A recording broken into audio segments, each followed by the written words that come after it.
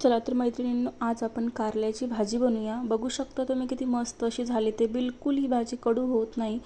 खाताना तुम्हाला ओळखू देखील येणार नाही की आपण भाजी कशाची खात आहोत। म्हणजे एवढी कडवटपणा या भाजीचा कमी होईल जर तुम्ही अशा पद्धतीने जर ही भाजी बनवली तर कारल्याची खूपच मस्त होते। सर्वांनी कारल्याची भाजी खायलाच पाहिजे, खूप पौष्टिक अशी असते। ज्यांना कुणाला शुगर असेल त्यांनी तर ही भाजी आवर्जून खायलाच पाहिजे, त्यांच्यासाठी लाभदायक अशी असते। ज्यांना कुणाला शुगर असेल त्यांनी ही भाजी आठवड्यातून किमान 2 वेळेस किंवा 1 वेळेस तरी ही भाजी खायलाच पाहिजे। कारल्याची भाजी एवढी पण कडू नाही लागत जर तुम्ही अशा पद्धतीने जर बनवली तर खूपच मस्त अशी होते। बिलकुल कडू होत नाही भाजी जर तुम्ही अशा पद्धतीने बनवली तर।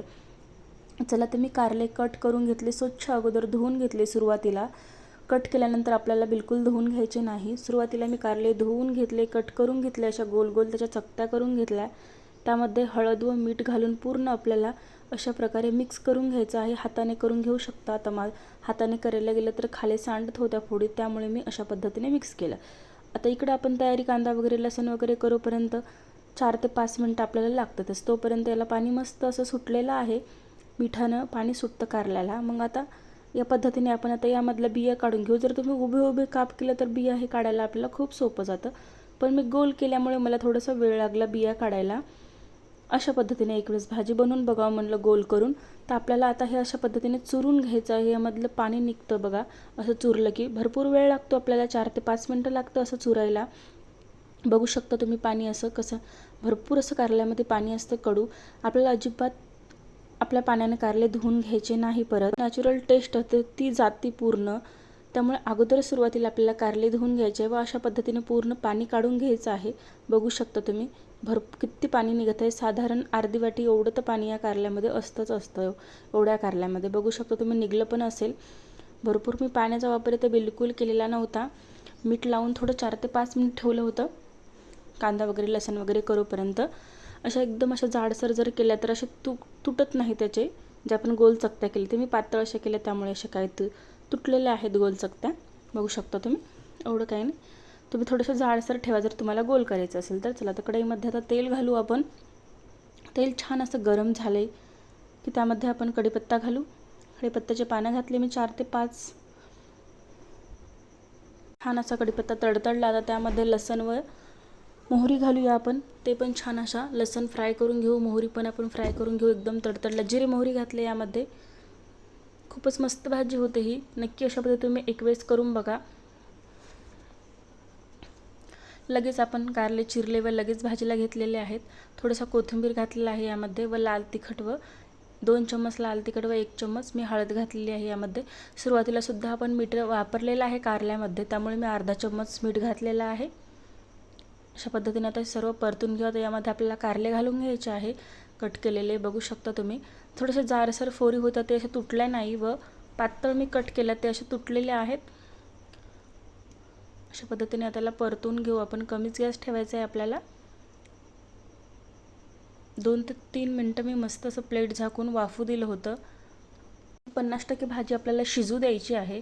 बघू शकता त्याच्यानंतर आपल्याला टाकायचं आहे जे काही टाकायचं ते चिंच वगैरे गूळ वगैरे थोड्या वेळाने आपल्याला टाकायचं। अर्धी भाजी शिजल्याच्या नंतर थोडंसं कोथिंबीर घातलेलं आहे मी यामध्ये, नाहीतर भाजी कशी करपती लवकर, त्यामुळे आपल्याला ते नंतर भाजी शिजल्यानंतर टाकायचं आहे। आता ही अर्धी भाजी 50% अशी शिजलेली आहे। आपण प्लेट झाकून 5 मिनिटं भाजी ठेवली होती, तर परत आता प्लेट आपण ठेवू। थोडीशी कच्चीच आहे तर मी एक प्लेट घेतलेली आहे, त्यामध्ये आता आपल्याला वर पाणी घालायचं आहे प्लेटमध्ये। भाजीमध्ये आपल्याला बिलकुल पाण्याचा वापर करायचा नाही, एकही थेंब।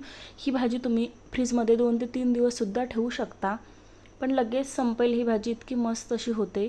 2 मिनिटं झालेले आहे, बघू शकता। आता वाफेने ही भाजी पूर्ण अशी शिजते। आपण जे वर पाणी ठेवलं होतं त्याने खाली पण असं पाणी सुटतं। बघू शकता अशी ओलसर ही भाजी वाटत आहे। रस्सा भाजी देखील तुम्ही करू शकता यामध्ये पाणी घातलं तर, पण अशी खूपच मस्त अशी लागते ही सुक्की भाजी। बघू शकता मस्त अशी छान ही भाजी आपली शिजल्या गेलेली आहे। तुम्हाला जवळून दाखवत आहे मी। तर मी इकडे चिंच भिजू घातली होती भाजी करायच्या अगोदरच। कारले वगैरे कट करायच्या अगोदर मी साधारण 5-10 मिनिटं अगोदर मी चिंच भिजू घातली होती, किंवा लगेच जरी गरम पाण्यात टाकली तरी चिंच चालते। तर चिंचेचं पाणी यामध्ये घालायचं। बघू शकता साधारण 3-4 चम्मच एवढं चिंचेचं पाणी यामध्ये आपल्याला घालायचं आहे. आता छान मिक्स करून घ्यायचं आहे. मी गॅस फुल केलेला आहे. आता कलर बघू शकता तुम्ही भाजीचा किती मस्त असा आलेला आहे आपल्या भाजीला कलर. तेल सुटायला लागलेलं आहे आपल्या भाजीमधलं चिंचेचं पाणी घातल्यामुळे. आता यामध्ये आपल्याला गूळ घालायचा आहे. साधारण 2 चम्मच एवढा मी यामध्ये गूळ घातलेला आहे. भरपूर असा गूळ आपल्याला घालायचा नाही, नाहीतर जी टेस्ट आहे ती कारल्याची पूर्ण निघून जाते. गोड तिखट भाजी बनती, त्यामुळे जास्त गूळ नाही घालायचं आहे आपल्याला. तर छान मिक्स करून घेऊ आपण. मस्त असं बघू शकता तुम्ही पाणी किती छान असं सुटलेलं आहे आपल्या भाजीला. गुळाचं पाणी व चिंचेचं पाणी असल्यामुळे मस्त असं तेल सुटलं आहे भाजीचं. रेडी झालेली आहे आपली भाजी. आता लास्टला आपल्याला या भाजीमध्ये एक अर्ध लिंबू घालायचं आहे. अर्ध किंवा 1 लिंबू घातलं तरी पण चालतं. चिंचेची व लिंबाची टेस्ट अशी मस्त दोन्ही मिक्स होते, तर खूपच मस्त अशी भाजी लागते. किंवा 1 जरी घातलं तरी पण चालतं. तुमच्याकडे लिंबू नसेल किंवा चिंच नसेल तर काही 1 घातलं तरी चालतं. किंवा लिंबू किंवा चिंच जरी नसेल तर तुम्ही यामध्ये 1-2 चम्मच दही घाला, त्याने पण खूप मस्त अशी भाजी होते. 1 चम्मच मी जिरा पावडर घातलेला आहे. आता हे छान मिक्स करून घेऊ आपण. आता शेंगदाण्याचा कूट घालायचा आहे यामध्ये 2 चम्मच शेंगदाण्याचा कूट घालू. ओबडधोबडच असं मी शेंगदाणे काढलेले आहेत, जास्त बारीक असे नाही घालायचे आपल्याला. थोडंसं असं जाडसर शेंगदाण्याचा कूट घालायचा आहे. मस्त असं दाणेदार ही भाजी दिसते. आता यामध्ये लिंबू घालू आपण पिळून. आपली भाजी रेडी झालेली आहे खूप मस्त अशी. चला तर प्लेटमध्ये काढू आता आपण ही भाजी. अर्ध लिंबू घातलेला आहे मी यामध्ये. भरपूर असे कारले होते बघू शकता, आणि भाजी किती झाली, निम्मी अशी कारल्याची भाजी होते. चला तर आता आपण ही भाजी काढून घेऊ एका बाउलमध्ये. दिसण्यावरून तुम्हाला समजतच असेल की आपली कारल्याची भाजी कशी झाली ते. आजची रेसिपी कशी वाटली तुम्हाला कमेंटद्वारे नक्की कळवा. व्हिडिओ जरी आवडला असेल तर लाईक करा, शेअर करा, चॅनलला सबस्क्राईब करा. असेच नवीन नवीन व्हिडिओ तुम्हाला बघायला मिळतील.